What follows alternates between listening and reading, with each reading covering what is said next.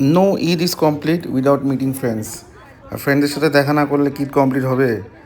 তো আলহামদুলিল্লাহ আমাদের ফ্রেন্ডসের হ্যাং আউটটাও হয়ে গেল। আর আমরা ফ্রেন্ডসরা হ্যাং আউট করতে চলে গেলাম কোথায়? Cafe Richards. ক্যাফে রিচার্ডসে যাওয়ার একটা রিজন ছিল বোন ম্যারো বার্গার।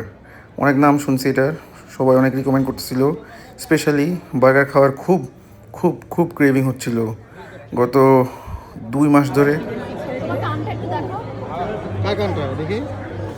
মাশাআল্লাহ, উপরে দেখো, উপরে দেখি, উপরে আরো উপরে।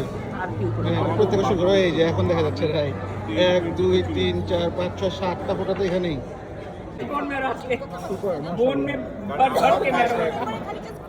বার্গারটাও ছিল পুরো চ্যাম্পিয়ন। যেরকম চিন্তা ভাবনা করে গেছিলাম আলহামদুলিল্লাহ হচ্ছে বেশি মজা হয়েছে।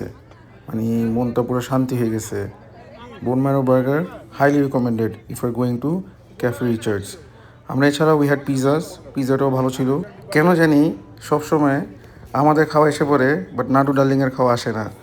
আর নাটু ডার্লিংকে সবসময় তার বেস্ট ফ্রেন্ড রাজা রাজা রাজা ধোকা দেয়, চলে যায় রেখে। যেখানেই যাই আমরা ঘুরতে, না রাজা রাজা রাজা নাদুকে ধোকা দিয়ে চলে যায়। আর আমরাই ওয়েট করি নাদুর জন্য টিল দি এন্ড, যতক্ষণ ওর গাড়ি বা ওকে কেউ নিতে না আসে।